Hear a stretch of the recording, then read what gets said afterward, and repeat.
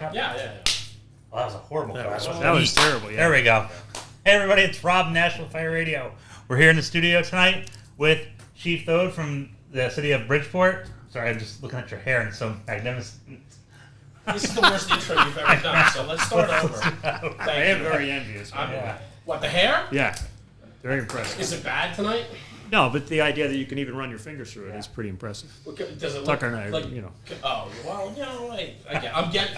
You Problem ready? is, I'm going back forward, and I'm not. I told my wife, I said, I can't wait like 10, 15 years when I'm, bald, and I bet I have a couple. I'm gonna have a worse. You're gonna have a good comb. I knew I was in trouble when I had the 5-head. Instead of a 4-head, you got the 5-head. That's All right, we'll do this again. That's funny you say that. My And it daughter's, started my with a daughter's weak loves clap, band so. called Panic at the Disco, Yeah. and the guy Brendan Urie, the lead singer, has a 7-head. He's got this massive forehead on him. But anyway, all right. Thank you, Rob. Better. Hey, everybody, it's Rob from National Fire Radio here in the studio tonight. Jeremy, Tucker, and our guest, Chief Richard Thode from the city of Bridgeport Fire Department. In Connecticut. And yes, in Connecticut. Connecticut. Bridgeport, Connecticut. Yes. Thank you, Rob. You're welcome. Thank you. Take it away, Jeremy. Hey guys, Chief, thank you.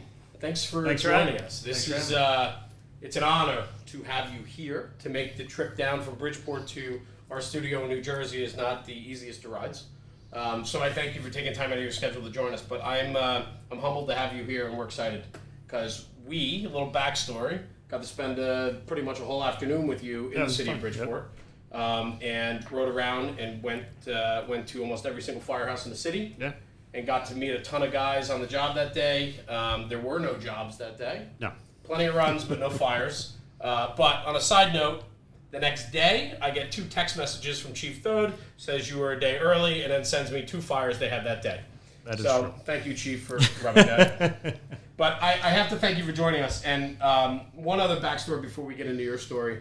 How this all came about and this friendship that's developing here and this brotherhood that we share was several months ago. Our Instagram was going bananas one night.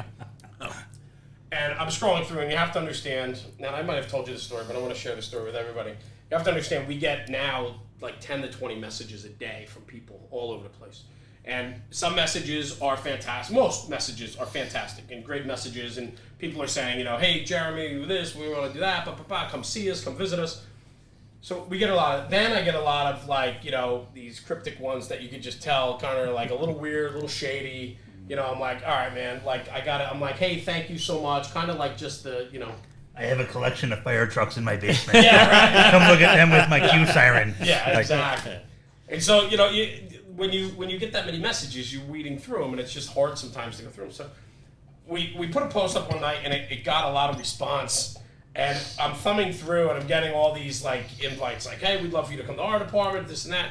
Then I get one from this guy, and it says if you guys ever want to come to Bridgeport, I know the chief pretty well.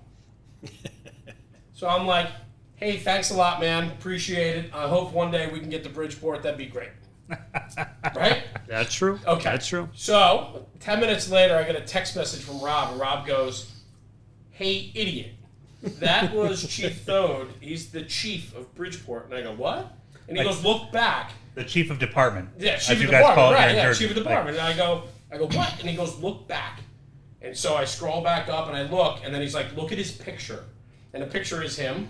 Got the American flag with the white hat with the scrambled eggs on the print. So I'm like, yeah, he's a real waxer, like a smacker, And then he's like, no, you idiot. And I'm looking at the picture and I go, oh my god. Oh, and I sent you a screenshot. Of a website or something, right? Oh, yeah. Because I wouldn't believe him. I'm like, there's no way. The city of Bridgeport fire chief, and it's like, boom, switched up. And there's no way. I'm like, oh my god, I just blew off the chief. So then I send you a message back. I go, Chief, I'm an idiot, and then got into it. Yeah, we had a good laugh. Absolutely. Yeah, it was fun. And so thank you. But but then Jeremy got put in prison later on. We'll talk about that. We'll talk about that. That is true. That's, Highlights of the trip for me: meeting Lieutenant Kevin Higgins. I mean, and then meeting him, but then seeing his unit citation that Ten's got on the wall for dealing with him for 20 years. So anyway, we'll get into that a little bit later. Well, let's talk about that. So, the culture, right? Let's talk about yourself, where you came from, how you got into where you are, how long you've been doing this now, Chief. Go ahead, man. Been in Bridgeport for 31. It'll be 32 years this summer. Nice. I was in a small career department in Ridgefield, Connecticut. Yeah. A couple years before that, and a buddy of mine, who John McNichol, who's currently a battalion chief in our city, said, hey, Richie, come on, let's take the test down at Bridgeport. And I had just moved from Long Island to Connecticut. I had no idea. And You're a Long Island kid. I am. I was born and raised in Port Washington. Okay. In Flower Hill Hose Company. Oh. Shout out to Company 3. And so we had moved to Connecticut. My father got transferred, and that's how we ended up there. And I said, where's Bridgeport? And we went down. We got a case of beer and a scanner, and we drove down on a Saturday night and caught a couple jobs. And I said, oh, yeah, this is where I want to go work. And that was in 85. Yeah, so we went down there, and then 87 they hired. At the time, we were 550 on the job, and they hired probably 150 of us in a year. So 1 year, 150. Yeah, 3 classes of Big 50. class. So And you had 550 guys on the line. we're 300 now. And you're 300 now. Yeah. Wow. Yeah.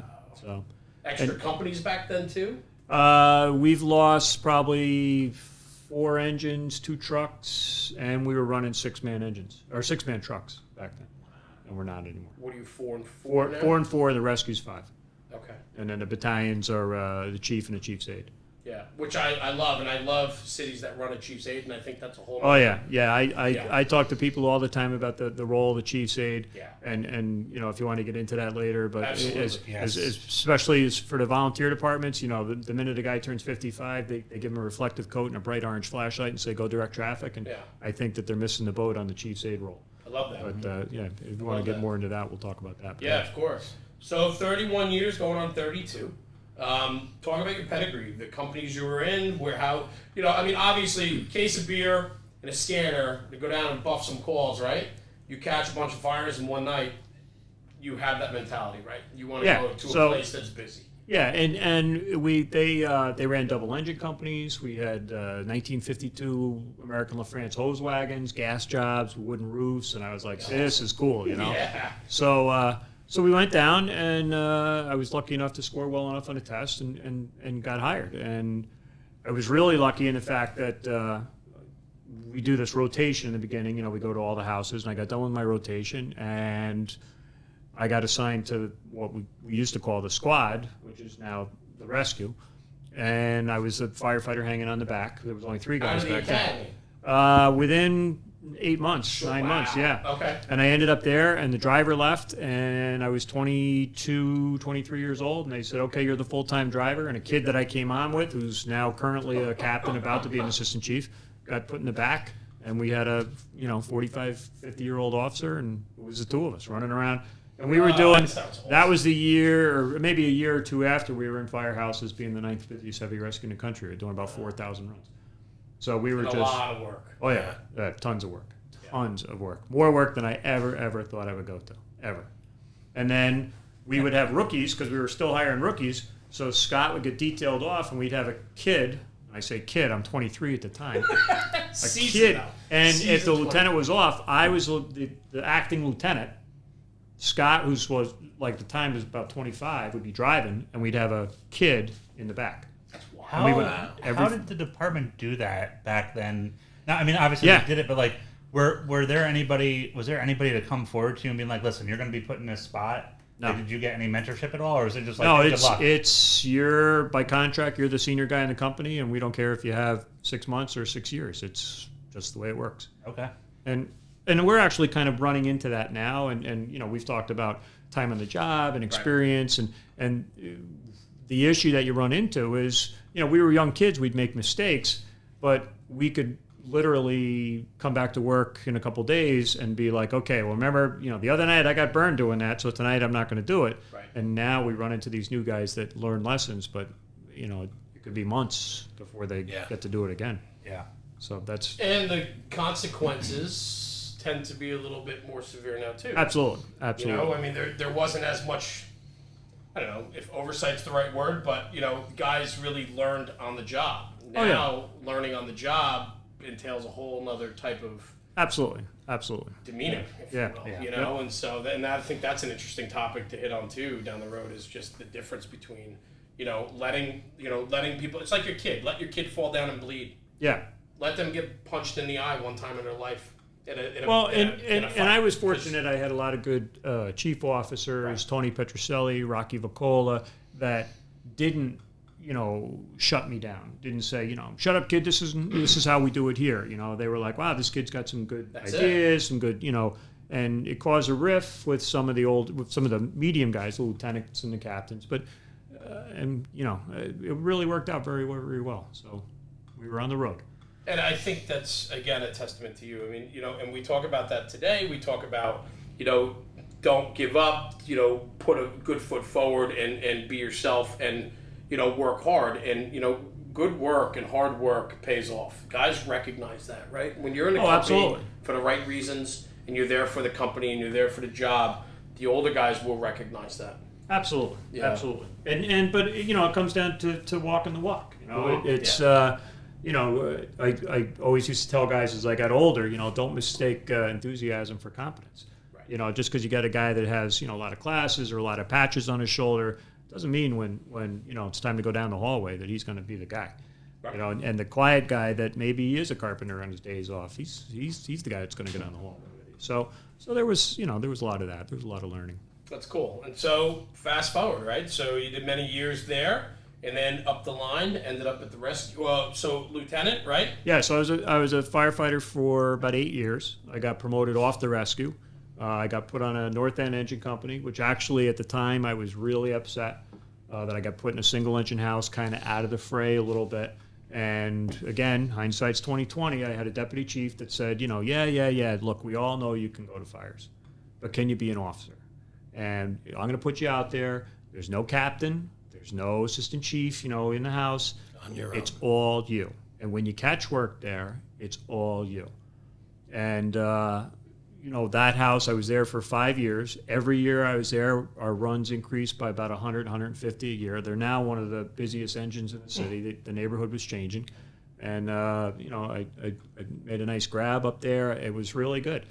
And then after 5 years, I bid back to the rescue and got back to the rescue as the boss and spent 5 years there as the boss. Nice. I remember in the car when we were going up there and you telling us that, and I just thought to myself, I was like, wow, how awesome was it for that chief to have that insight and to really put you out there on your own? Because I know for myself, having been a new officer, there's a lot of sink or swim moments. Right. Where there is no, you can take classes and you can take management classes and leadership, but until you have the weird scenarios of having to deal with the interpersonal stuff in the firehouse and the alarms in the street, you just don't know. Right. But the other part of that too, and you always talk about culture and the new guys and everything else, is I had 8 years on the job and they put me up there to test me out for 5 years. It wasn't like, you got a year on and hey, we think you should go to this single engine house to learn the trade and we'll pull you out of there in 6 months. It was, it's a marathon. It's not a sprint. Yeah. Well, and that's it. But today is the problem of patience. Right. People don't have patience. It's a long game, and I love that, Chief. I love that you just hit on that because so often everything we do now is instant gratification. Oh, yeah. I didn't even answer. I pick up my phone to look at it, right? Mm-hmm. They say bar conversations, betting at bars, like when you go out with your buddies and you're like, I remember that movie and so-and-so was in it, and they're like, yeah, well, now you can just look it up. Yeah. There's no argument. There's no back and forth over that. Right. And so we are now the society of instant gratification, instant answers. And I think that relates to the fire service very much nowadays. And I think what you just hit was huge. It's a patience game. Like when you're a fireman on the career side, it's 20, 25 years plus, right? Right. On the volunteer side, it could be 50 years, right? So it's a long game. And too often our guys want it now. We don't go to enough fires anymore, right? So where the long game used to be 4, 5, 6 years to get a lot of fires under your, when you started in the 80s, you went to a lot of fires. Yeah. You got your feet wet quick, man. Well, and they're not going to fires, so what do? Right. In the meantime, they tune in, they listen to a couple knuckleheads from New Jersey, tell them how to cut the roof, right. and that's what they buy into. So that was a shot. I'm with you. That was a shot at I'm with you. No, I get it. But no, so that's where they're getting their and you hit it on one of your things earlier about you need to take a little from this and a little from this and a little from this and then get some experience and put it all together and say, okay, form your own opinion. Absolutely. And you're right, and thank you. I did get the shot. Your guests are being kind. But no, you're absolutely right. And so fires are down. We can get guys to get into training, but until they can get that heat and until they really understand the job, and not only the firefighting aspect, but the firehouse aspect too. Right. Well, you have to have those people right? around you respect you, and respect isn't something that is given; it's earned, Right. And it's earned from the person who gives it. So you just can't come and take it, or I've done all this, Right. and that's what a lot of people think. Well, I've had all these classes. Well, that's terrific. But you still haven't quite earned my respect for this yet. Well, and the other thing with respect is it takes you a long time to build it. Lose it like that. Yes. Respect and your authority and whatnot. It takes a long time to get it. Yep. Doesn't take long to lose it. And that's it, right? And it's the same thing with positivity and negativity, right? You could be so positive all the way, but the positive game is much longer. It's a marathon. The negative game is a sprint, and it happens like that. Yeah. You're right. Yeah. When you have the respect of the guys and you make that bad decision, or you don't think through something, man, it takes a long time to recover. Oh, yeah. A long time to recover. I think that one of the reasons why I did well was that there were so many new people. So when we went to company, we went to jobs. Back then we were 3 engines in one truck to a fire. We had 6-man trucks. The officer had 20 or 30 years on, and then the other 5 guys had a year, 6 months, a couple guys I came on with. So it was filled with new people. So we were all kind of learning on our own. It was a lot of fun. How could it not be, man? I sit here, I'm like envious of it, right? Like, I mean, I didn't become a fireman until 1995. So Tucker, when did you start? 1980? 80. Okay. And then you're probably around a little after that, right? Your volunteer years or whatever came Oh, yeah. I mean, between the time in Long Island and then I joined the volunteers and the whole thing. So. But, man, I mean, it really is. And, we have quite a young following that follows our content and so on. So a lot of them really don't understand the hip boots, long coat, back step. Like, they just don't. And I do because I grew up in it, but I wasn't a fireman until, the first, just to put it in perspective, like 4-door chassis, 4-door cabs were like 86, 87, 88. Yeah. So mid-80s, you're still riding open cab, back step, open coats, but the combustibles were different, the building construction was different, the neighborhoods were different. Oh, absolutely. It was a different game. Oh, yeah. Yeah. And the thing is, and we find this nowadays, everybody yearns for the old days, the 3/4 length boots, they were great. Right. And I'm like, yeah, but you're the first guy to send me 5 wrecks that the air conditioning doesn't work. We didn't have air conditioning. Right. We didn't, you know what I mean? So I love that. So that's so you gotta put that in perspective. And that kind of hits on something that you like. I wish we did like a carpool karaoke style thing when we were out with you, because you were talking when we went up to where that was a good day. That was a lot of fun. Yeah, that was a lot of fun. I think we're going up to Lieutenant Higgins' firehouse, which 12, right? That's where you and that's where I went. right? Yeah, that's where I went. Yep. And you said that guys complain that these new guys, are this and they're that, but as I'm paraphrasing you, but you're they're responsible for that. They're in a position where they can change that. Absolutely. And I just sat in the back and I was just I was like, thank God I didn't look in the rear view, because you just see me like this. But I was shocked because you were so spot on with that. People complain about, younger guys who are saying oh, I want to go back to the day or this and that, and it's they're responsible for the path that they want to see. Yeah, I mean, look, you go online, you look at, getsalty.com or whatever those, all those sites are, and they see guys, in a pair of jeans and white socks and mailman shoes cutting roofs and whatnot, and they think, man, that's what I want to be, right. And go back to that. But they're not looking at the pictures of the officer in the white shirt and a tie, because you had to wear a tie every day. You had to wear a tie to fires. You're not looking at the World War II vets who were crunching these guys to make sure that they did all these, silly things. Yeah. So they, just like any of us, where we look back and we only pick the good stuff. So that's what's happening now, is that people our age on the job are looking back at these new guys and they're saying they're only remembering, and they don't remember the old guys when we came on that were mad that, we were like, wear a tie. I'm a fireman. I don't wear a tie. What, are you kidding me? Right. And then they were just as upset that we wouldn't wear a tie or that, those kind of things. When I first came on the job, the only person allowed to carry a flashlight was the officer. And the only person allowed to have a radio was an officer. So a bunch of guys communicate and illuminate. Right. So they bought their own bootleg handy talkies with speaker mics, which, what do you mean you don't hold a radio? Yeah, right, you got this, what are you, a bandolier with the thing and all that? And we all, it's before the days of stream lights and everything else, so we all bought dive lights because it's a nice tight beam and it's watertight. And we had, and then sure enough, Backdraft came out and they all had the belts on. Yeah, so they were like, oh, you guys think you're in the movies and all this stuff. But again, it's this where we recognize that, we were the young guys and the old guys were like, who do these guys think they are carrying flashlights? And now here we are 20 years later, 30 years later. And that's it, right? Like every generation that comes before, right, looks at the next generation and says, ugh. Right. World War II, greatest generation, right? I have no problem with that statement, right? Those guys worked hard for our country. They were family men, right? But then the next generation wasn't as good. And then the next generation wasn't as good. And the next look at, and it cracks me up today when we talk about the young firefighters and the generation before them is complaining about them, yet that's the generation that created them. Yeah. Right. Right? And that's what cracks me up about it. But it's not so much that one generation is any better or worse than the other. It's just different. Right. Times changed. Things changed. The only thing today versus years ago is time changes quicker now.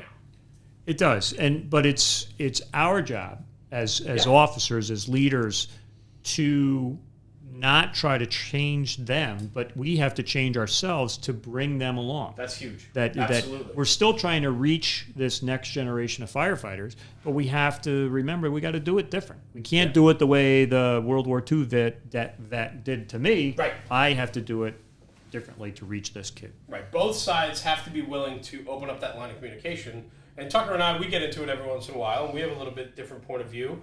I think even at the last podcast, we kind of just we're like, wait a minute, and I call BS on a lot of stuff because I think a lot of stuff gets thrown at as it's easier to make a cop out or make a generalized statement than it is to fix or address. Absolutely. And so, my thing is okay, if this generation or this younger generation isn't what you want them to be, how do you bridge the gap to get through to them? Because you can't tell me you can't. You have to find a way to do it. Right. And let's be honest. Volley house, paid house, whatever. You get 5 guys, you get 10 guys or whatnot joining. They're not all going to be rock stars. Right. And some people are going to fall off. Some people are going to quit. Some people are going to stay, but they're just not. They're going to be B players. That's okay. But it's up to us to recognize the ones that need or yearn to be brought along much faster and are capable of being brought along much faster. And it's up to us to do that. But it's also up to us not to discount that B player and lose him in the, let's face it, there's not everybody can be on the rescue company. Somebody's got to be on the engine. No offense to anybody out there. No, that is so that was a firehouse joke. Chief, that is so well said, and I agree with you 110%. There are things I will never be a professional basketball player. Right. Why? I can't. Right. I mean, it's that simple, right? Not everybody can be an That was such a excellent loaded firefighter. question, right? We were all like, there was a big pause. You right can there. jump on it all you want, but where I'm going with it is this, and I very much agree with you. Some people inherently are all-stars at whatever they choose to do. Right. Firefighting, there's guys that are all-stars. Right. And then there are B players. And there's C you players, you had right? the kid in a couple weeks ago from Rescue 3 talking about the 3 A's, Right. And then that's dead on, dead on. It truly is. And so that experience, to me, is people have to understand. I think for so long we tell everybody, you could be anything you want to be. Right. Sure. How good at it are you going to be? Right. I can give you the title. Right. But are you going to be able to fulfill those A shoes and not a B or C student type thing, Right. I mean, that's it. I wasn't a strong student growing up. I was a C student, in high school and college. That wasn't my strong, but I'm good with my hands and I'm good on my feet, Right. And so it's that type of thing. But people have to understand that too, is that, and I agree with you, Chief, that there is a place for you, but not everybody's, built or cut out for it. Well, I think that's the hard part is that, a lot of, we were just kind of rehashing before, is that you said people get this whole, hey, you can do it. And in the fire service, I'll never be a tech rescue guy because like I understand my knots, but like when you start getting like 3-to-1 systems, yeah, I'm like I agree. I start getting confused real fast. Yeah. But like I'll lay a line really well. Like I will put a line in service, and I'm comfortable being like, yeah, I can do that. Like I can do truck work. Let's go to a roof. Let's cut a hole. Let's whatever we have to do. Right. We'll do that. But if you want me to be a dive water basket weaving specialist, it's probably not going to happen. And like I think I've been fortunate enough to have people be like, hey, we recognize exactly the hole that you fit in, and you recognize it. But this is where the chiefs go, Yeah. right? Is that, you know, as leaders, as chiefs on down through the management structure and, you know, the superiors, they need to recognize their people, and then they need to understand where they go, where they fit, where do we put them, how do we make this machine work the best it can work. Right. But I think one of the pitfalls is to, you know, again, have a group of 10, have your 2 all-stars, and then, because it's easy, the all-stars are easy, so you bring them along, Right. and you completely discount the other 8, and they're still your people. Yeah. You know, Yeah. and, Well, I and agree. again, to recognize that they're not going to be that guy, but they're still going to be your people, and you still need these people. And so you need to reach down and get them up to the maximum of their potential. And you might be surprised that some of them might end up being an A player, but it just may take a little longer. But again, just because enthusiasm doesn't equal competence. I love that. Yeah. I always look at it as like and I look at the guys that I've worked with over the years. They're not all A players, you know, and some of them are. I work with some really great firefighters, but Right. like there's times where like those B firefighters have just they won the Super Bowl. Like, they were- Absolutely. and knowing that like I've kind of did what I had to do to like, you know, and trusting them to like, hey, I trust you, so trust me a little bit, but like, you know, I'm Yeah. gonna let you out and fly, birdie, and they fly, and, Right. and it's great when it happens. I Right. mean, at least for me it is, but yeah. Nice. No, that's great. We hit on fantastic stuff right there. That's good. So, Chief, where are we going? Let's talk about the rescue. You brought up rescue firefighters. You opened the door. You spent a lot of time, a good amount of time in your career on the rescue. I did. Made, from what I'm hearing, a name for yourself in the rescue as a really solid firefighter. You also became the boss of the rescue? I did. Okay. I left, went to 12s for 5 years, then came back as a lieutenant there for on the rescue for 5 years. Awesome. So let's kind of like roll back a little bit. Let's talk about firefighting in Bridgeport. It's a tough city. Yep. Is it you're going through the typical revitalization now? You're seeing some uptick in construction. Absolutely. We're seeing an uptick in construction. A lot of the buildings, you know, the old crappy buildings are getting knocked down. There's a lot of interest in the lots. You know, Connecticut's not in the best shape right now, so there's a lot of potential in Bridgeport. I think what holds us back is, you know, there's not a lot of interest in Connecticut. So, okay. But I mean, we got Deepwater Port. I mean, it's a good place, and it's a clean canvas. You know, Yeah. it's ready for somebody. So And that's fantastic. And when we were there, I'm just thinking of, we were there towards the end of the summer, I believe, and it was like there was a lot happening.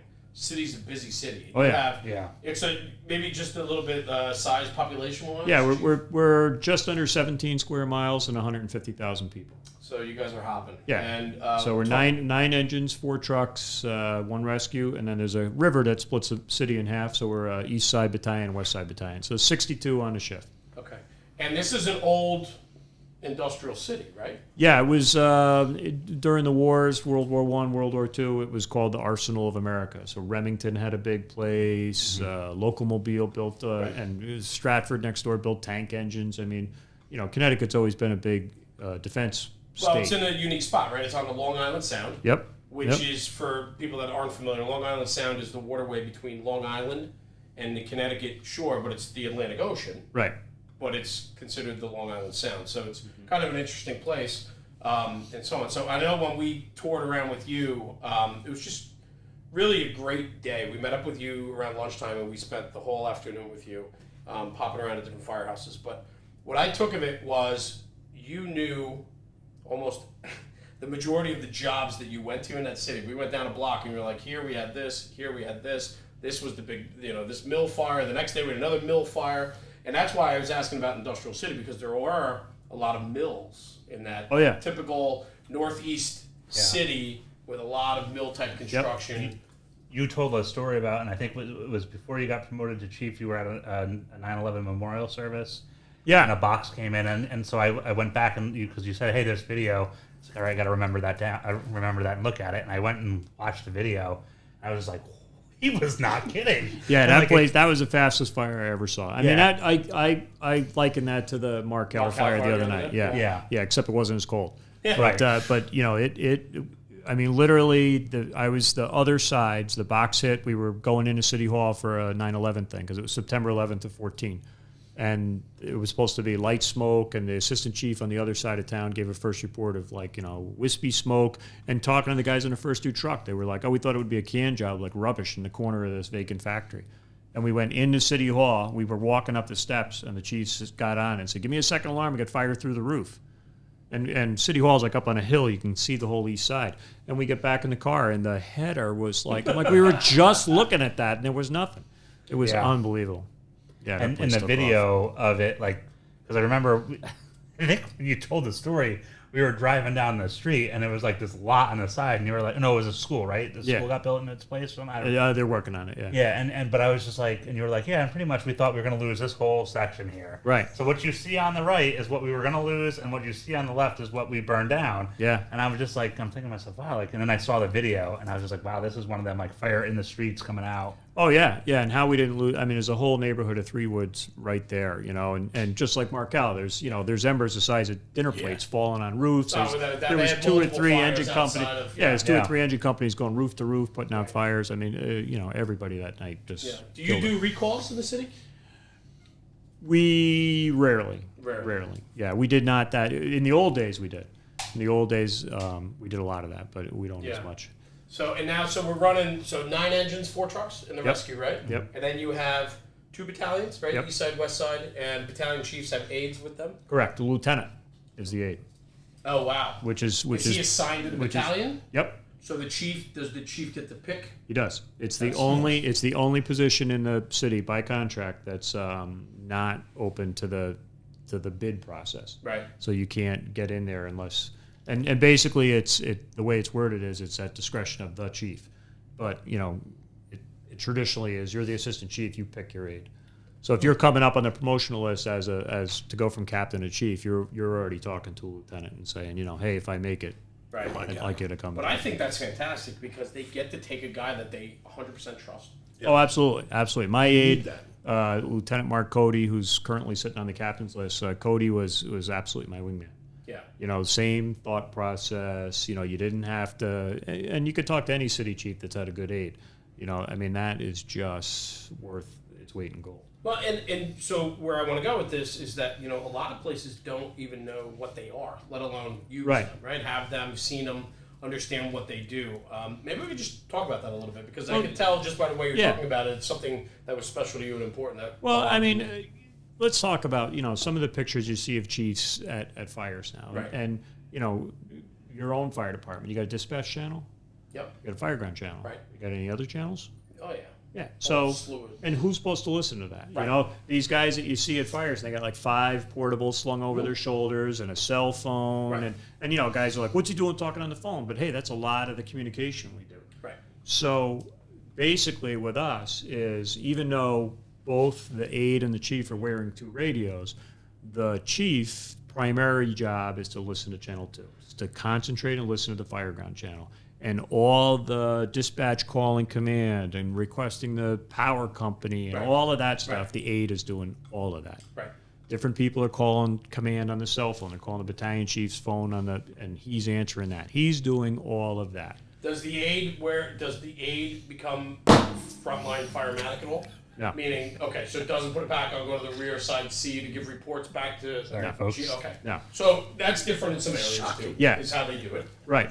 But again, if he's around back doing that, then who's doing that stuff? Right. So he very quickly becomes the accountability officer.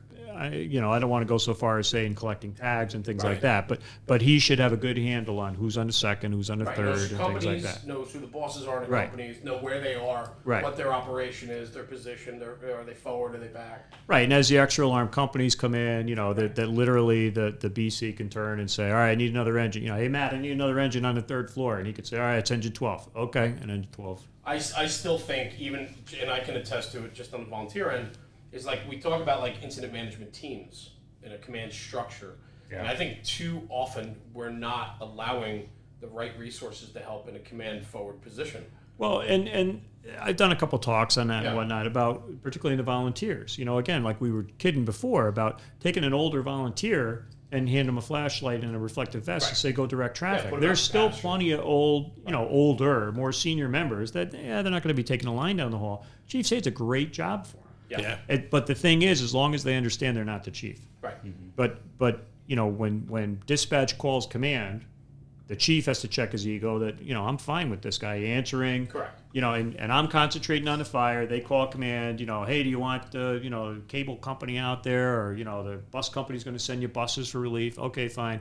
And then when you get a second, the aide can just turn, hey, chief, I called for 2 buses. They're on the way. Okay, I think the biggest thing too is just for the chief to understand that he's a manager, and right. I mean that's it, plain and simple. Well, I mean, look at, you know, the Super Bowl last week. Right. There isn't one coach. Right. You know. Without a doubt. It's a great analogy. For you as a battalion chief, what, like, to help put it into some perspective for our listeners and our viewers, what's like a couple of the things that you as a chief said, like, this is why I had a chief say, like, this is I like at this one call I turned and they had this done, or this is what I really got out of them, and why it made my life easier. Well, a couple things let's put it this way: things that I tell new people that become assistant chiefs is, one of the things obviously is accountability. So we sent 31 people to a structure fire. That's a full assignment for us. So, you know, very often new assistant chiefs will be like, well, how do I keep track of 31 people? I'm like, you're not supposed to keep track of 31 people. You're supposed to keep track of 7. Right. Because those 7 have 3 or 4 working for them. And so that's a big part of it, that the chief's aides need to do that. But I think that, you know, you talk about what the aide is really like good experiences is, you know, fires that are getting away from you. And I would turn around and literally just look down the street and go like that. And Cody would hook a second, you know, and those kind of things.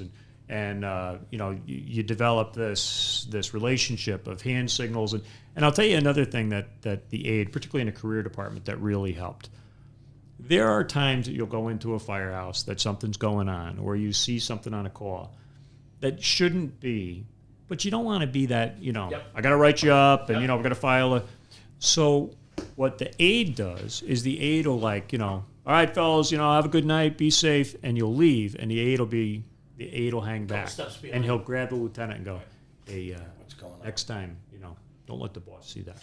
And I know he's saying it, Right. you know, and it's just a way to kind of, we handle issues without them becoming official issues. And that was one of the big things from a career department that the aide really came through. That to me is huge, because I think that is starting to lack more and more. Right. And whether career volunteer, I don't even care. I'm just talking about the way we handle situations today, and how we talk to people, and how we, you know, informally make a change, informally correct something that was wrong, without making it a big monumental feat, because everybody's worried about what happens if this happens, and legality and all that shit. Right. Like, yeah, everybody's afraid to have that difficult conversation. But I think in the fire service, there has to be that informalcy of it, that, you know, there needs to be a way that the guy can put his foot down and be like, you, get over here. Like, this isn't going to work. We're not going to do this. Like, you get that, right? I'm stemming it now before it goes any bigger. Like, we need to be able to do that. Right. But I think we're losing some of that because, one, I think people are afraid to confront, and people are more afraid to have that informal conversation or off-the-record conversation. Yeah. And 2, they're worried about the repercussions of it. But this job is built a lot on peer discussions, how you think about the other guy, how the other guy manages and treats you, and how you relate with him. And I think we're losing that, and I think that needs to be addressed. Well, even in that spot with like the aide, like I've always looked at the fire department. Everyone says it's like this paramilitary organization, right? And for me, in my world, like, all right, so I'm a lieutenant, I'm the officer.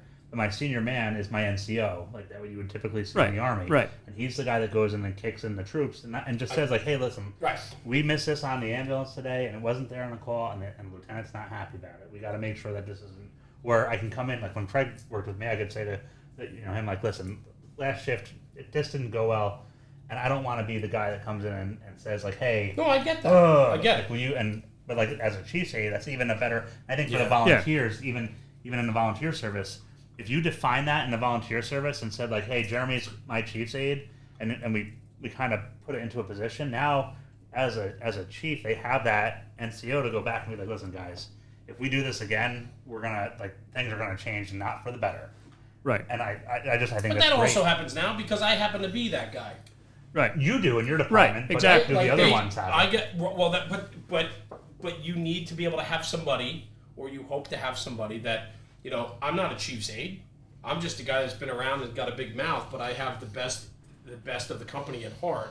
And so when something doesn't go right, instead of making it a formal issue, I might get a phone call and say, hey, Jeremy, can you, I don't know, you go in there and mix things up a little bit and take care of what happened the other night or something? And I said, sure. Right, but at the same time, you need to have that level of respect that when you are the boss, Right. that you can have those conversations Sure. without going pen to paper and Well, things like right, that. Absolutely. But I think where a lot of people drop the ball is coming back, right? So you have that conversation. You say, look, Jeremy, you know, the other night, you know, that can't happen, da-da-da-da-da. And, you know, when we take promotional tests, people learn, you know, I'm going to set a day, 30 limit, 30 days. We're going to come back. And we're going to have a coaching and counseling session. But, you know, without being that formal, say 2 weeks later, say, Jeremy, you know, I noticed you haven't done that, you know, and thanks. You know, that really helps us out. Or didn't you notice how much better things have been since you've actually stopped I it? You know, agree. Yeah. and I just agree. having that little positive feedback. Yeah. And that's not blowing smoke up anybody's ass. That's honestly recognizing that whatever this guy was doing that was going down the wrong path, you're acknowledging the fact that he's going down the right path. Absolutely. It's easy. Absolutely. A little pat on the back goes very, Yep. very long. Oh, yeah. Without a doubt. So that's cool. So, all right. So where'd we go? Well, I mean, we hit on so many different things. We're all over the place. I kind of want to get back to firefighting in Bridgeport because that's who you are. That's what you are. Long career there, boss in the rescue. Yep. Maybe talk about your time in the rescue a little bit. I mean, that's got to be when you're a rescue company in a tough city. You're going to a lot of work. You're going to every single job in the city. Well, it was really interesting because when I first went there, first went to the squad, we were literally fighting fires the way we fought them with the horses. So we still had double engine companies, and the squad, which was the rescue at the time, was a utility body with 300 gallons of water and a 250 PTO pump. So for all the historians out there, was the chemical wagon. Right. So we would drive balls out to the fire. We'd get there. We'd pull up out front. We'd pull our pre-connect, which was 1.5 inch with an SG60 on it until I went back to Ridgefield and procured 4 lengths of 1 3/4. And so we had the first 1 3/4 in the city. And we would go up and stretch and start fighting the fire. The engine companies the hose wagon would lay in, the pump would hook up big, they'd get the 2.5 out front. Hook up big. My old friend Yep. Timmy Guys would call it the muster team competition. So he would, you know, we'd have the muster team competitions out front. Everyone would get the 2.5s. Yeah. And by then we'd run out of water. We were on tank water. Yeah, right. We'd run downstairs. The pump would be running dry. We'd disconnect. We'd find one of the 2.5s. We'd hook up to it, recharge the line, go back upstairs, and keep going. So, and then in the time that I had left and came back, it had morphed from that 3-man squad Yeah. to 5 guys. They had taken, the trucks went from 6 to 4, so what they did was they added 2 more to the rescue so that the manpower at the initial assignment didn't change because they only sent 1 truck at a time. So we morphed into five people on the rescue. And that just kept going of, you know, more and more rescue equipment and more training. But and, the responsibility of the rescue company Right. starts becoming more prevalent, and you know, you're not just going to fires anymore. Now you're Right. responsible for all the other. Right. I mean, we at the time we had the only hearse tool, and now every truck has a hearse tool. You know, then we got the airbags, and we had the only airbags. Now everybody, you know, and then we just kept going. I mean, now we just added in the past couple of weeks basically a second piece. So we took a truck and converted it, and they took all the other crap that was on it off, and they took all the stuff out of the trailers that were parked out back, and they loaded them up. And it's now a second piece for the stuff that we don't use every day, but when we need it, you need it. So. Yeah, interesting. How did you enjoy the rescue? Oh yeah. No, that was the bomb. Was it kind of like you came full circle, right? I mean, you kind of started there. Yeah. Yeah, it was a lot of fun. And then when I made captain, I mean, I regret not getting back there as a rescue captain. Okay. But I was only a captain for 5 years, and I actually ended up it was a funny thing, when I made captain, there were a lot of chiefs off. So I literally made captain and got detailed to the car. So I was acting assistant chief a lot. Okay. When I first made captain, and then as testing came along and promotionals and whatnot, I ended up at ladder 10. Engine 1, long time on engine 1, and then a long time at ladder 10, which is a fantastic house. Fantastic. I can attest to that firsthand. I mean, we were welcome there, like, you know, we were the best buddies. 10s is phenomenal. So I spent most of my time as a captain at 10s, and that was the easiest assignment because it was just one of those houses that runs itself. Nice. So yeah, and the pride. I mean, All you saw it. The pride. yeah, the pride in that absolutely. house is unbelievable, and you know. I think what's cool, it's a newer, I guess you can say. Right.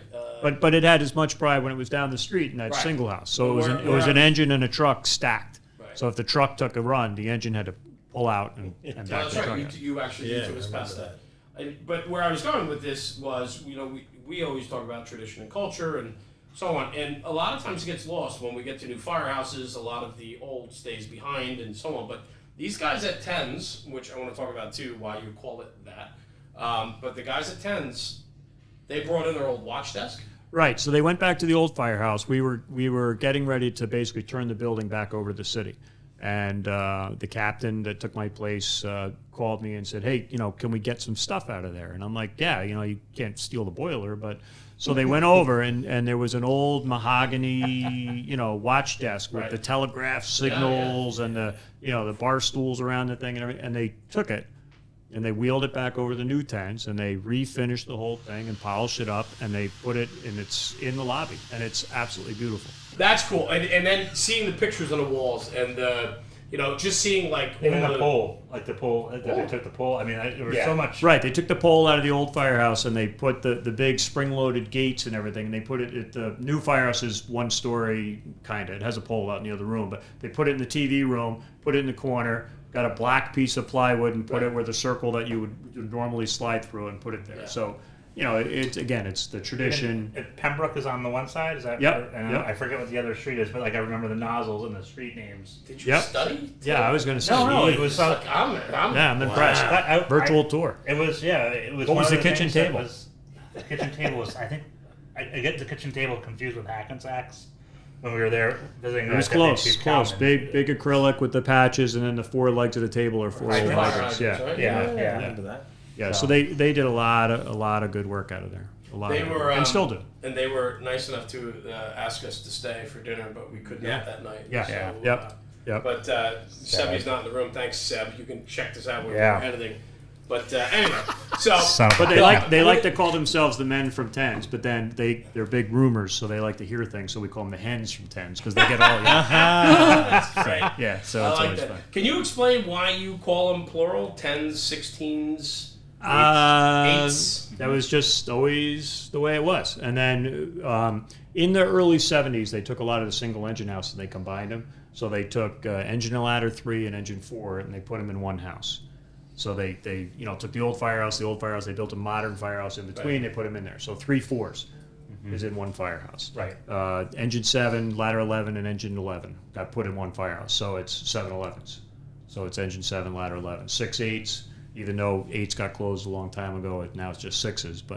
And all the firehouses are just known by, that's how they're known. Except for headquarters. Headquarters is headquarters. And 3 4s is the double engine house. Yep. Yeah, with there's the 2 engines. Yeah. Airport truck in it too, right? The one for the airport or no? No, that's 6s. The 6s. All right. One of them was a Quantum. That's why I remembered. I was like, there's a Quantum in the city. Yeah, we have Was 3. I not paying attention? We had 3 Quantums. One of them used to have a snozzle on the top. Yep. Yeah. That was the old engine 1. That was when I was a captain on engine 1. That was the rig we rode. You just don't bring me along for the ride. I'm impressed. He took his vitamins too. Yeah. I'm telling you, I'm very impressed right now, Rob. Very, like the Historical Society of Bridgeport. Right? Yeah. Bobby Toth is in charge of the Historical Society. He should write give his Rob a name call. down. Rob could Bobby educate him. Novak. Bobby Novak. Excuse me. That's funny. That is very he's funny.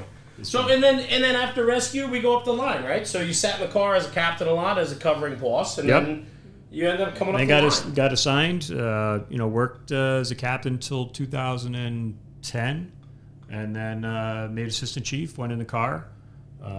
ran the city. Like I said, we run both sides of the city. So I was East Side Chief for a while, and then the West Side is about twice as busy as the East Side for runs. So, of course, I was chomping at the bit to get across the river. Right. So as soon as I could, we had bidding and whatnot. So I bid over there and got over there, and that was good. And then in winter of 16, I made the big chair. Got dragged upstairs. Yeah, I mean, how do you? So let me ask you. I mean, how do you? I mean, obviously you enjoy it, but I mean, it's got to be a big change when you're in a big city department. It's got to be a big change from coming off the line and going upstairs. Absolutely. And for you that enjoyed going to fires, not everybody likes going to fires. Right. But for you that liked getting your ass kicked and then going back to the firehouse, right? I mean, that was fireman. For you. That was the game. Oh yeah, and I still like going to calls. I mean, you've seen my car, I got my gear, I got my air pack, I got radio. Not that I'm throwing on an air pack, but never can tell. But no, I enjoy going to calls and again, some guys think, the chief shows up to bird dog us and make sure we're doing things right, and I'm not. I like going to fires. Right. My name is Rich. I like going to fires. But and you're allowed to buff your own town. Yeah, exactly, right, exactly. So yeah, it's not like I'm racing out of the office every day, but if there's work, I'm going. But I have to think, and I know because I saw it firsthand, is when we were with you that day. It's not often we go places and the chief pulls up, and you know what? Guys got up, they came out, they said hello to you. They shook your hand. They were interested in meeting us. There was a good camaraderie. There was brotherhood. And I think where that comes from is a real fair amount of respect for you because you are a city chief of department, yet you came from the rank and file, and you are still the rank and file, if you will. And you want to be a fireman. And I think there's that incredible respect that we saw. And where I'm going with this is we were at that one house where they were having lunch, and you knew who he was, his place on the promotion list, and who somebody was, and you were like, hey man, let's go. You want to be a boss, like you gotta, but you had that like playing back and forth with these guys. And just for you to know everyone by name. And then, I think it goes, and it's a true testament to the type of manager you are. But I got to tell you, and I got to confess that, the busier I get and the more new people, thank God they put the names on the back of the coats because we're hiring so many new people. I'm like, But I get that, right? But you're still in the street when you trying, right? Yeah, you're still popping in at houses and saying hello. Let me ask you this: how many of your buddies from when you got hired are still on the job? 90. 90. So out of 300, go ahead. So 90 of us have over 30, with another 40 over 25, and then almost 100 have under 5. So 1/3 has under 5, 1/3 has over 25. But he was saying before, and it kind of looks like it rotates up and down with your absolutely. hiring because you took on almost 100 people when you were hired. You said 150. 150 in 1 year, and then a couple years. 550 at the time. Right. I mean, Traditionally, still, if you look at our hiring list, they were about 10-year cycles. So like the guy I replaced was hired in 70, and then there was a boatload of guys hired in 77, 78. Then all of us in 87, 88, then a bunch of guys in the late 90s, and then the late 2000s, and so on and so forth. So that's. And you're doing it again now. Right. The difference is now is I've been able to kind of push and show and whatnot the city that it doesn't make sense to wait that long. And the train coming down the tracks is we're going to have this mass exodus. Yeah, wouldn't it be better for smaller classes? Right, and to have the entrance exam in place. Don't wait till we're 100 in the hole. Yeah. So actually, I'd say by the spring, for the first time ever, we will have a active hiring list, engineers promotion list, lieutenants list, captains list, and chiefs list. Wow. So no matter who retires, no matter who goes, we'll have somebody in the chute ready to replace it. That's fantastic. Yeah, that's great.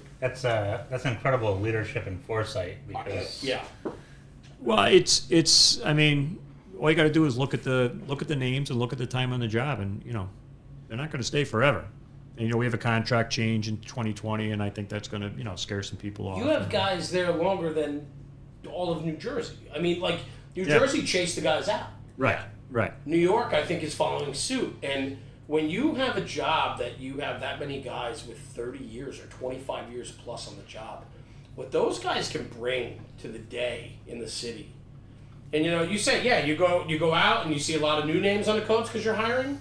But how about the fact that you still see the regular faces that when you get back in your truck after BSing with those guys for a few minutes and you reminisce about a fire from 30 years ago and you just crack up to yourself like. But maybe also that's but those why fires they're from 30 heritage. years, all those stories, the fire's bigger. Bigger, hotter. I had more hair. It always was. Right. Yeah. But with the way they change so infrequently, you're taking those heritage, like when they brought everything back. Well, that's why they did it. Right. And that's why all that's continuing. And now these guys are helping to work on that. And that will always go on. Even if you have another firehouse, they're going to take that out. Absolutely. Yeah. Yeah, Absolutely. that's... I love it. There's different, like 6/8 or 6s has pictures in the lobby. I don't know if you guys saw them. Do you remember where the pictures Rob are? remembers. I don't. Probably remembers what's in each one. I think we left them in the car when we went to that house. But there's like 5 or 6 8x10s, and the title is the groundbreaking ceremony. And it's like 5 3-woods fully involved burning down on that property where the firehouse is now. Yeah. Things like that. So it's always kind of funny. I think that's one thing too we should just kind of touch on real quick, because Northeast gets lumped into New York or Boston, but like the 3-wood, like hearing that. Mike, that on. Okay, sorry, I'll back up a little bit.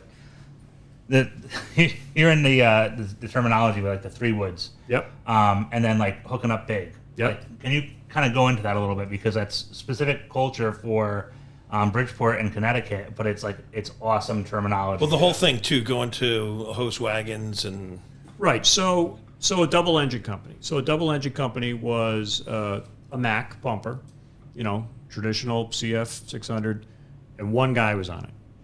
A real fire truck. The big engineer drove that, and then the hose wagon was like a 53 LaFrance, and it had a bed of 2.5 in it.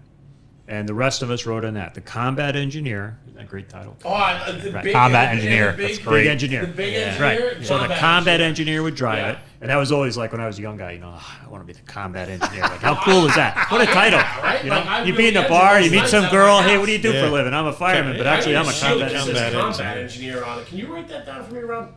Taylor's Tim's going to get you I one. was just going to say again from Taylor's. All right, cool. So the officer to combat and the kink man, and that was the fireman. So the pump would hook up to the hydrant. They'd hook up big most of the time, which is just using the front suction, because we didn't have 5-inch hose. Everything was 2.5 or 3-inch. Right. So the big hose was the soft suction on the front of the rig. So when you said hook up big, that's what it was. They would lay in. They'd beach it on the sidewalk. They'd just pull the hose wagon up. You'd pull off like another 50 feet of 2.5. You'd put a big brass plate pipe on the end. If it was, and this was like the birthplace of transitional fire attack. So it'd be like blowing out of, 2 floors of a vacant 3-wood. You'd whack it from the streets with the 2.5 till it darkened down. You'd unscrew the tip, throw your flake of 1.5 on there, and up the stairs you'd go, and you'd finish it out. And we'd do that night after night after night. Sounds terrible. And you didn't need... Yeah, that sounds horrible. Yeah, man, I feel for you. Yeah. Wow. But like when I was on the engine, so when I'm a new guy, right? So I'm on the engine. I got assigned engine 6, and this old lieutenant, he's like, "Why do you always have that tank on your back?" What do you mean? He goes, "You're the kink man." I go, "Yeah, I'm the firefighter on the engine." He goes, No. Your job's to get the hose to the front door, and the guys from the squad or the guys from the truck will take the line. I'm like, yeah, no. Not over my dead body. Yeah. I'm like, if I'm doing all that work to get the nozzle right. at front door, Absolutely. keep going. That's So that was funny. So hook up big, front suction. So it was hard sleeve, right? No, it was a soft suction, Okay. yeah. But it was the big hose. So, and then that's what we would do. And then the squad would, the squad would be beached out front with our bootleg 1.75 inch, and we had a brass 15/16 nozzle. Oh yeah. And we would go in with that and go to town. Tear it down. Yeah. So it was a lot of fun. And then as things progressed, we kept going. Was there a fire for you as like before even getting promoted as a fireman, you were like, man, this one was awesome. Like this night I went into work and we killed it. Like it was great. I mean, you hate to be one of those guys that say there were just that many jobs. That I never thought I'd be one of those guys to be able to say, you know, like you were talking about, like driving around saying, oh, we had this job. That Right. If I get in with Scott Foss, who Scott is, like I said, he's a captain about to be a chief. Scott and I were partners on the rescue for 8 years as everything that we would do. Scott's like, hey, remember this job in that building? I'm like, I don't remember that at all. Oh yeah, this happened and that happened, and so it's pretty cool to be in that position. It wasn't the big fires. There was a housing project not far from us that has since been torn down, but it was named the worst housing project in the country, Father Panic Village, and that was 3-story masonry. There was 90-something buildings. And, you know, it was just deplorable. It was terrible. But we went to fires there 2-3 times a day, every day. It was like going to a fire in a smokehouse. It wasn't going anywhere. It was just hot. No, you didn't lay in. Right. You didn't lay in. Right. You just stretched and went off tank water. And, you know, maybe 2 guys went in on air and took care of business, and the rest hung out outside, and then you left. That's what we drove past it. I remember you telling us, like, that's all vacant lot. Fire after mattress fire. Yep. Can we, so, just to give everybody a heads up, but when we talk to our guests before we go on air, we always ask for kind of a pedigree of who you are, a little background. So Rob asked about memorable fires. Can we talk about, I see 1996. I see that you were awarded the Gold Star, which is the highest award in the city of Bridgeport, for making a grab. Can you talk about that a little bit? Yeah, so it was like 8 o'clock on a, I don't know, Sunday night or something. I was relatively new up at 12s, still pouting my feet that they were calling me Richie Outskirts for a little while there. Because all the fires are south of Route 1 and I was north of Route 1. So it was a snowstorm. We got hit for a house fire right on the borderline of our district in 15s. We were on our way over, and they said, we've got to report occupants trapped. And back then, they would take your birthday away from you if you didn't lay in. Everyone had to get their own hydrant. And we made the call to go right in. So we pull up, and there's like this cape with fire shown on the back. There's a guy out front, and he's like, my wife is still inside. So I tell the 2 firemen, I said, stretch. I'm going to go in and take a look. So I sneak in the front door. I go to the left, he said she's on the first floor. I go in. I go through the living room. It's pitch black now. I start to crawl into the kitchen, and the kitchen's lighting up, so I can just see the bottom of 2 feet. So I'm like, I got her. So I radio. I got her, and now the bedrooms that were burning were down the hallway. So now this place is really starting to change from smoke to like good visibility because it's all orange. Yeah, right. And I straddle her and I grab her, and she's kind of half on fire and whatnot. And I'm thinking to myself, where are these guys? Is my new engine company, and these are North End guys, and I can't believe they're not coming in to fight the fire. I see the back door. I burst open the back door. I get her outside. Like I said, she's kind of on fire, so I'm throwing snow on her. And I'm radioing, somebody help me in the back. Somebody help me in the back. And fire now is like blowing out of windows. I'm like, where are these guys? Now all of a sudden I see the water coming. I go out front after, now all the cavalry comes, and then we cart her away. And she lived. Yeah, nice. I go out front, and the rig is down the street. What happened here? They had parked on a hill. Slid. They got the 1 3/4 to the front door. They're masking up, and all of a sudden the hose whips out from underneath their knees. And the hose is getting dragged down the street because the pump is sliding down the hill. Wow. So the engineer, grabbed the wheel chock, and he's trying to chock it. Right. He stops it. They have to piece in another length to get to the front door. Oh my gosh. And got to the door. And took care of Meanwhile, you're business. in there all by yourself. Yeah. So that was a good grab. Yes, it was. Yeah. Congratulations. That's incredible. I mean, what a story. Grab's wonderful. Oh yeah, no. The engine that's what- sliding down the road, though, that's Yeah. like the icing on the cake on that story, right? And of course, all my buddies from the rescue get there. I'm like, who needs a rescue? The engine company took care of it, We put the fire out, we got the lady out, you guys are just, Yeah. So. Hey, you can pick up the hose. Yeah. Our engine tried to slide away from us. Like, Yeah, pick up our line for us, will you? So that was a lot of fun.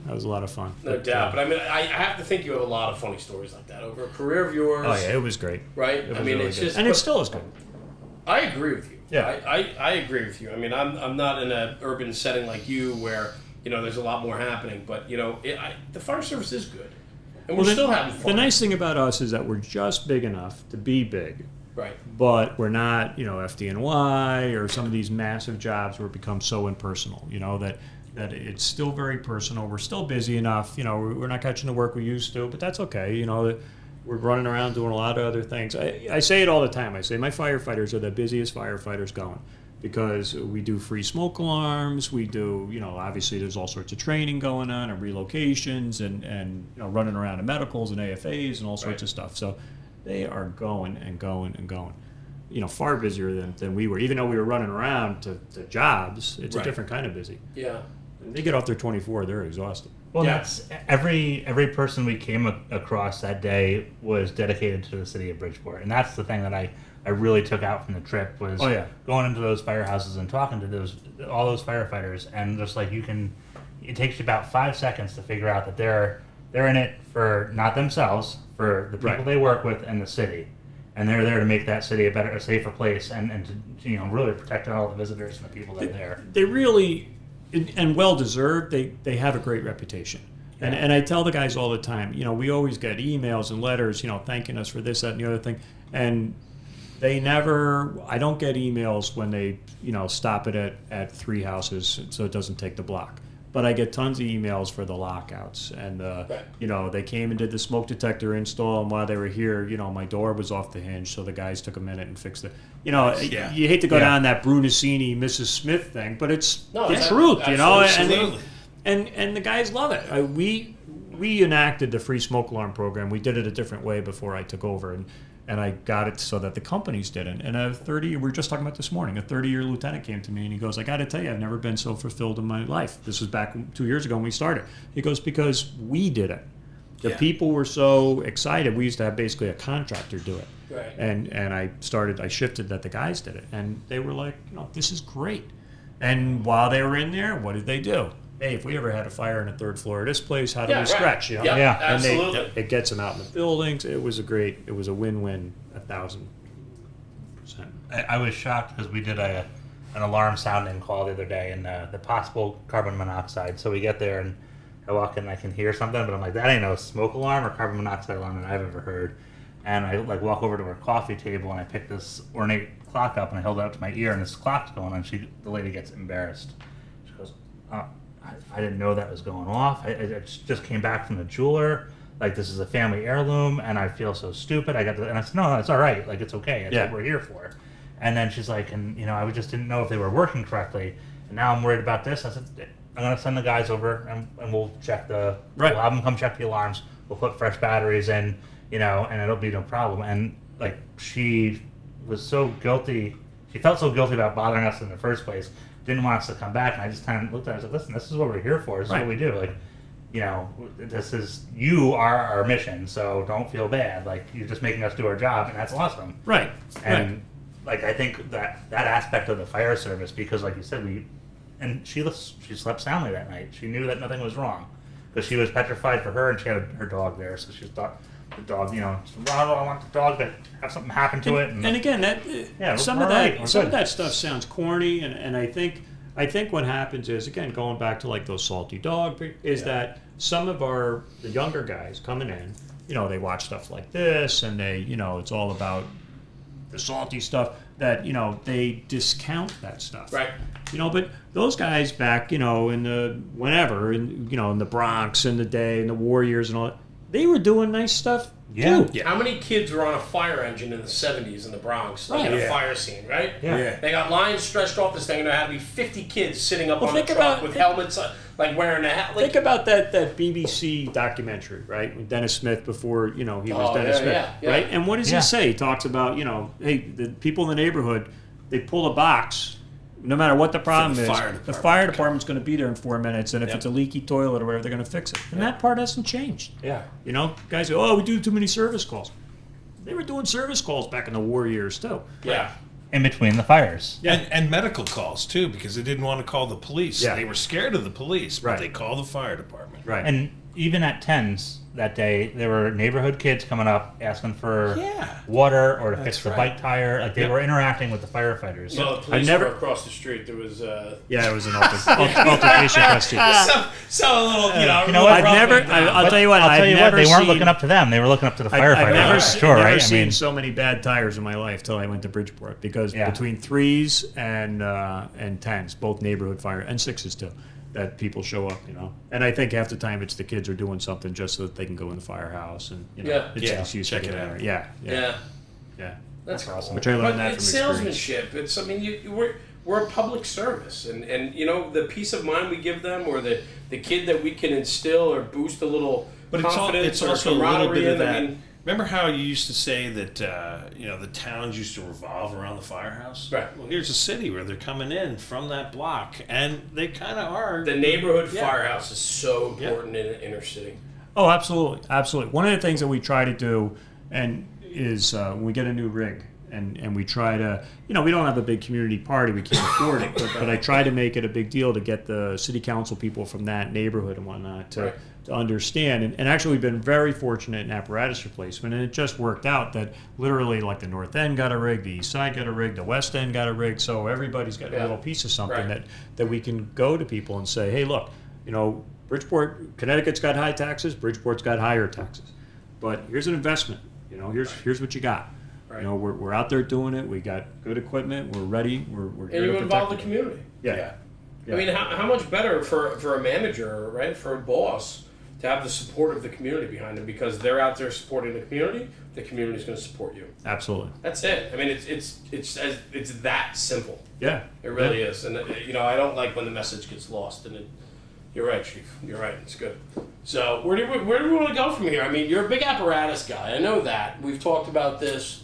That's one thing I want to ask him. That was really unique about Bridgeport that I don't see in a lot of places. And you're a major city. There is like straight stick mid mount ladders, and like I've always been like blown away by them because it's like the old American La France is what I think. I'm sorry that I just put. This is good. But like what? How do they get I was taught about a tower ladder because I rode on one for a little bit. And but like, how does that straight stick ladder work? And is it like We're really fortunate in the fact that with the 4 trucks, our goal is to run 2 platforms and 2 sticks. yeah? Not counting the Quint. And if you look at a map of the city, basically the lower half of the city is where all the ladder companies are. Only because in the old days that was just farm country in the north end. Now we have a big college up there and whatnot. So a few years ago they put a Quint up there. Right. So just to get a stick up there, and there's a lot of condos and whatnot. But for the most part, we're 2 rear mount aerials and 2 platforms. We do have 1 mid mount stick, but so again, it's you don't have a Swiss Army knife filled with corkscrews. You have all Right. different tools. So the idea of having all platforms or all aerials is if you're fortunate enough to have more than 1 truck company or more than a couple truck companies, then I think you should have a variety of tools. Yeah. So that's how we ended up at that. But 10s is a tight neighborhood. That's Yeah. why they get that rear mount stick. Some of the other neighborhoods are a little bigger. Downtown, Truck 5, which is the busiest truck in the city, which is basically second due for almost every box in the city, they have a mid-mount platform. So, they're running around. I think you're absolutely right. I mean, it's so important to understand the differences when you talk about aerials and how they operate and the primary function of them. I mean, typically, and I relate that just to like New York City, right? You just look at New York City, the reason why they run straight sticks and they run tower ladders typically put the fire out. Right. Straight sticks are ease of access, roof access, evacuation and VES and that type of stuff, right? And where they're located in a city or strategically placed so that you typically get 1-on-1 on the box and then, go from there. I think people... And we had a couple of, not to get into manufacturers, so Right. we'll say New York City style trucks, Right. that weren't climbable tower ladders. Right. And I think, for the aerial scope, it's a tough thing. We had 2 for a while, and we had 1 on Truck 5, and we ran the shit out of that thing, and that Right. thing put out more fire than... Yeah. But in what we do now, I think a climbable ladder tower, for lack of a better term, is more suited to what we do, because everything we can do with the aerial, we can do with that. But everything we can do with that platform, we can't do with an aerial. Right, but you're also running a 4-man truck, not a 6-man truck. Correct. Right? Correct. So like where your guys are now multitasking versus you're the roof, you're OV, you're this, you're that. Right. You might be, so you might have to go up and down that aerial, or that aerial needs to be put in place, and then you need to go up it. Right. A lot of times we end up with, as you know, some of the people might get on me, but the driver will end up in the bucket. He won't end up on the turntable. So he'll fly the bucket to the roof, start doing what he's got to do with the other outside guy, and then end up by leaving the bucket where he is and climbing down and going back and forth. 4-man truck, gotta do You what gotta you make gotta it do. work. I mean, You gotta make it work. Searches and entries to be made. Somebody's gotta go open up. Right. So yeah, I mean, no, it works out. It works out. Yeah, no doubt. Now, did the Quint come about because you needed to combine an engine and a truck company? Or? Well, there was no truck up there. It was just the engines. That neighborhood had a bunch of in the 80s, right? So we had all those wood frame, cardboard condos getting thrown up. And we knew that, once that rig gets in there, to the tower ladder coming from downtown to get up there, everything's going to be blocked out. So the chief at the time in the late 90s bought this Quint. Figuring ahead. Yeah, so figuring the engine, the guys on that rig can start working as an engine. And then if it's through the roof, they can throw the stick and start flowing water. Or when truck 5 or truck 10 get there, they can just walk up the access way, throw it in PTO, and start using it to get to the roof or whatnot instead of their own truck. Yeah. So now we just got a new Pierce Ascendant up there, and we're continuing with that. And you're happy with that? Oh, yeah. Yeah. I know 10s has the single axle Ascendant. Right? Yeah, without the pump. Yep, the truck company version. True truck. Yeah, there's a lot of neat stuff on that rig. And I think that's interesting to talk about real quick too, because that was partly why Chief Thode invited us up. He knows that we're Apparatus guys, and he said, I invited you out to see the Ascendant, and it was out of service. Right, it was out of service because you guys got hammered with rain. Yes. And flooded out your city. Yeah, we lost 4 rigs after that storm. That's incredible. Like computers and things like that. Yeah, actually, the old Quint, we never bothered fixing it because the new one was coming. And in 30 years, have you ever had? The funny thing was, that? there were neighborhoods in the city, especially the north end, that flooded. That being 31 years in that city, I was when the run started coming in. We always have people trapped in cars under viaducts and whatnot. And it's always the same spots and whatnot. Right. And I started hearing the runs, and I'm like, wait a minute, where? I couldn't believe it. We went up I ended up by going up to the north end just to kind of check it out and, go to a couple calls. Of course. And got trapped in the north end. I couldn't get back down to the EOC to take over my, command and all that other stuff. So I ran a couple calls. I ran a gas leak and all this other. And they're like, wait a minute, who's this? I'm like, car 1's out, That's awesome. I get the call. What are you doing up there? I'm like, I would be downtown, but I can't get there. So I might as well be some use. Yeah, that's pretty wild. I remember when we met up with you, you go, that Ascendant I wanted to show you? It's not here. Yeah. It's not here. Yeah, we went for a swim. Yeah, we had a couple rigs that were out of service right then. Yeah, good. But that's a good way to get you back up there, Yeah. We're very proud of that truck. The truck committee, Captain Skoog and his guys really did an unbelievable job with that rig. And can we talk about that for a city the size of yourself? How do you formulate your purchasing committees when it comes to Apparatus? Until recently, it was me as the line rep, Tommy Hanko or whoever from the shop to do the shop part, and then we would try to grab at least 1 or 2 people from the company that rig was going to. And then, actually, the worst part about me becoming chief is I realized, I can't do that anymore. Right. So I brought on Bill Baraski, who's a lieutenant, who gets it. He's on the captain's list. He's he's a good fireman, so he gets the fire stuff, but he also understands trucks and fabrication and things like that. So Billy will take over, and he'll be the line rep. Somebody from the shop will still be the shop rep, and then we'll, again, wherever the rig is going, we'll grab the... But it's nice that you allow at least 1 or 2 guys from that company to get into the process. Well, the other thing that we did is on most of the rigs is that we'll put out feelers into that company. Hey, what do you want to see? Okay. Or we'll say, we're getting a pump, and it's very similar to Engine 7. So go look at Engine 7, mess around. It's not going to be exactly the same, but, what do you like? What don't you like about that? Yeah. So I think that's what's interesting because, I've talked to guys all over the country from cities, and a lot of what we get with our apparatus innovations and the things that we talk about on fire apparatus, and I get a lot of feedback from people going, man, that's great, but we never get a say in what we're doing, or we don't, management just hands us, we show up to work that day and a new fire engine's in the firehouse. Well, the interesting thing was how many guys, and this was eye-opening to me, is how many guys didn't know that you build fire trucks. Yeah. They literally thought, I heard about you guys going to Wisconsin. We thought you just like went out there to a lot. Yeah. And like, I'll take the blue one. And, Yeah, and that was yeah, it. yeah. And you drove it back. Some And, people and, do. Some people Well, do think the with so blue many one. that were out there, you could probably do that. right, exactly. Yeah. Exactly. Yeah. But that helps to keep the membership in tune with the vehicle that they're getting, and they're going to have more pride in that. Oh, absolutely. Absolutely. They were, yeah.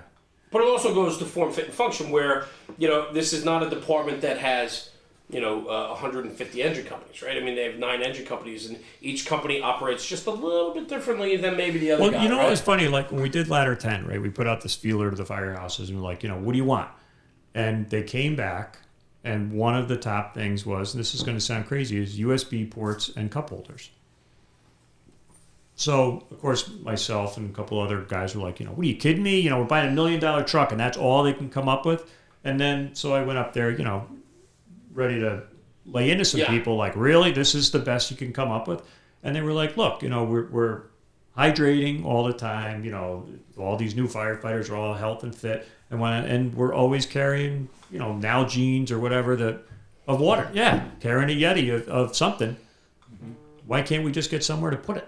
Right. And we go to the new generation with the phones, but they're like, I got the app for, a DLT book, and I got this, and I got that. We got all these cell phones, we got all this stuff, and there's nowhere. We're still plugging it into cigarette lighter plugs. Yeah. And then using a converter. Why don't we just get US? And I was like, Yep. you're right. I can't argue with that. When my new engine came in, the first thing I said was, where are the cup holders?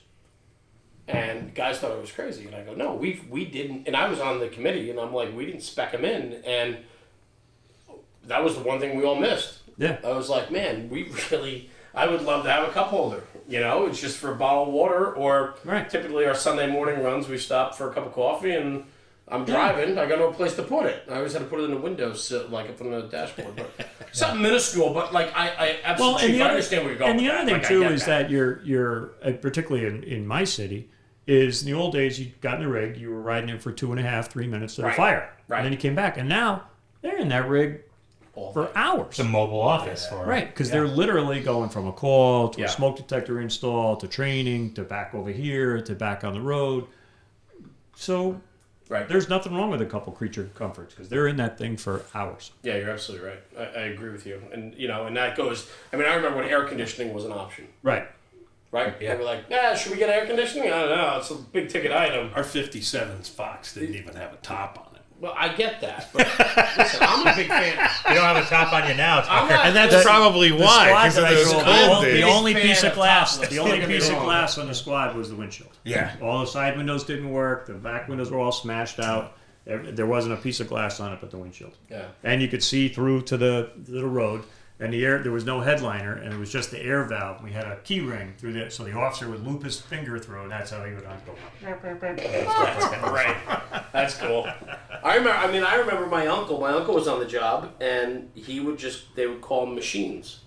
And he's like, yeah, it's a machine. Yeah, Danbury up near me, they still call it machines. So he was on a big one on that too. Yeah, but I would ask him as a kid, like as a Buffy kid that grew up in the volunteer fire service with my father and my brothers, and I'm like, well, what kind of fire engine? We're like, what is it? Yeah.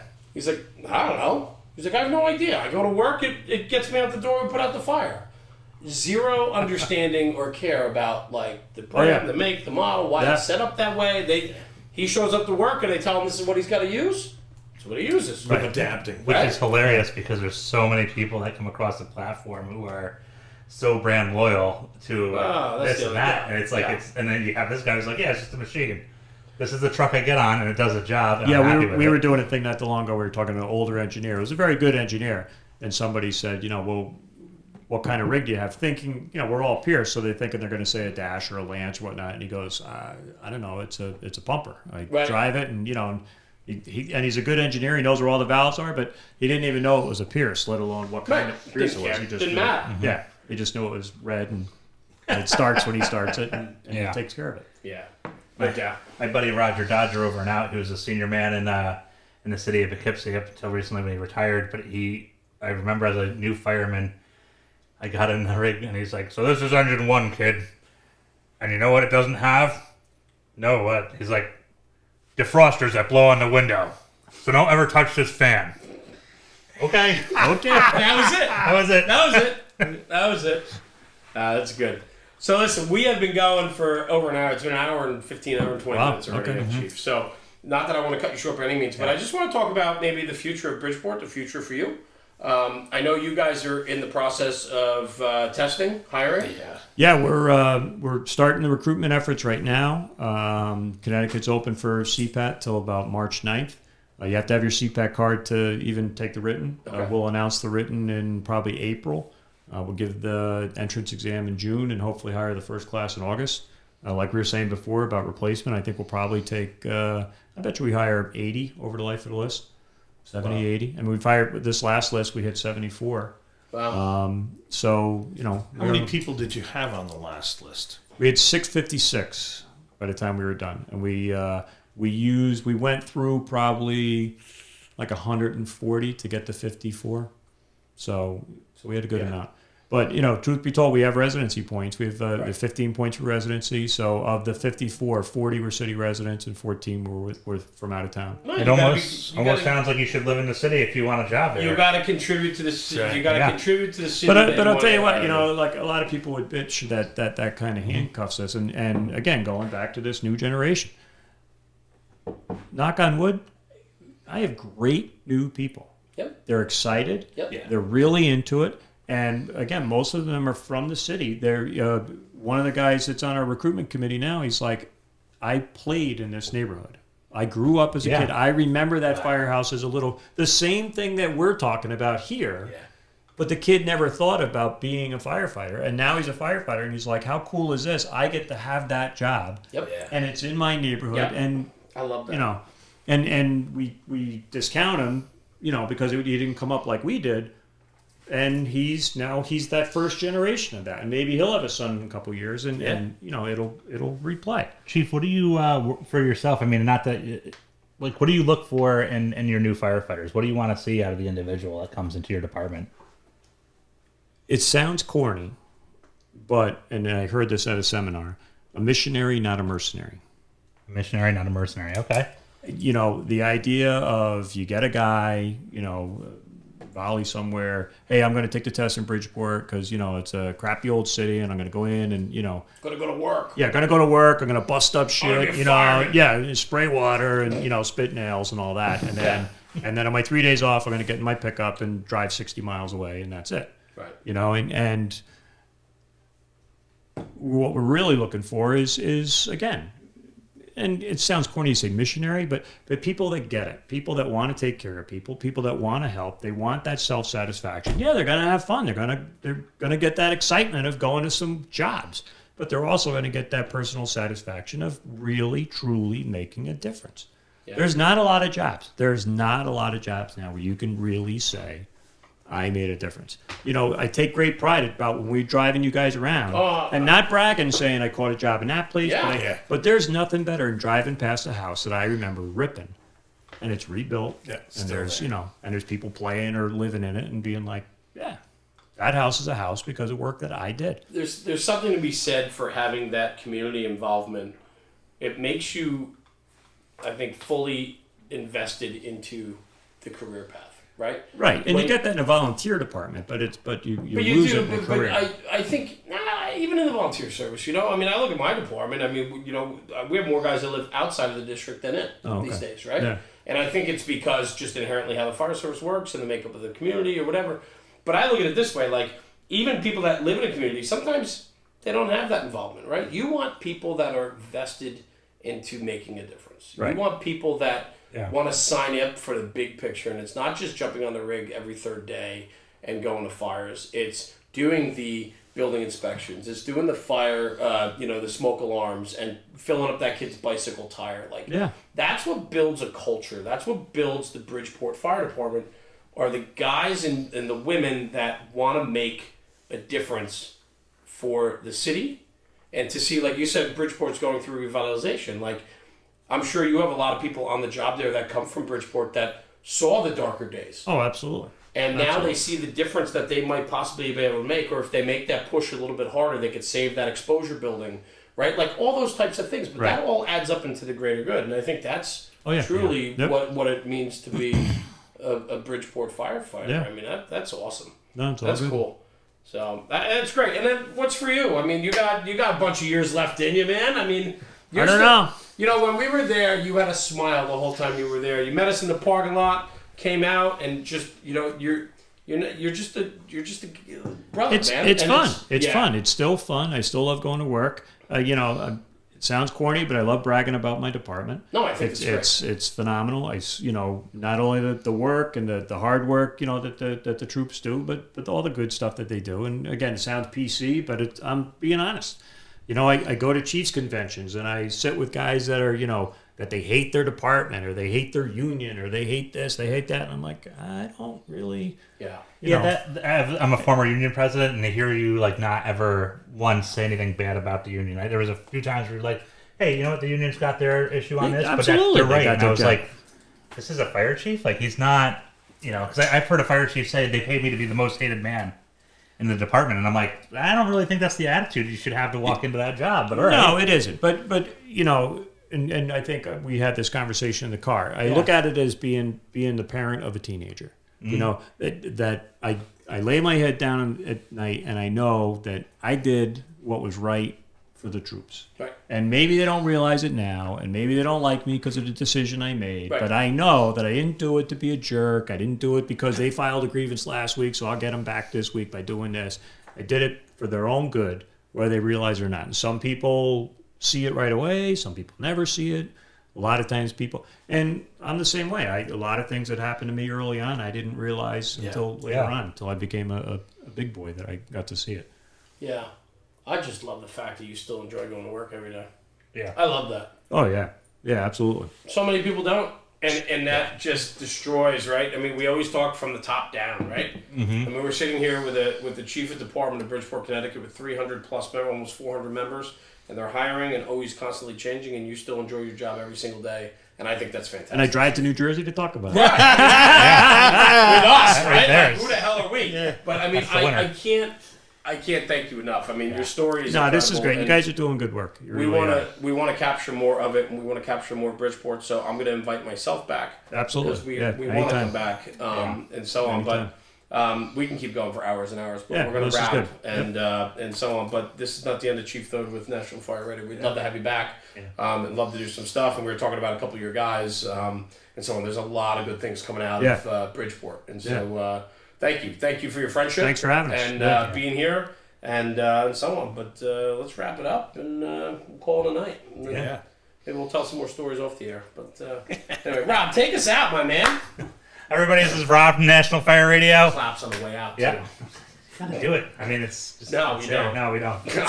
A nervous tick, man. Yeah, that's exactly what it is. All right, everybody, it's Rob, National Fire Radio. Here at Jeremy Tucker and Chief Thode for an awesome night here in the studio. We'll catch you guys later. Be safe out there, and we'll catch you next week. Thanks. Thanks, guys. Yeah.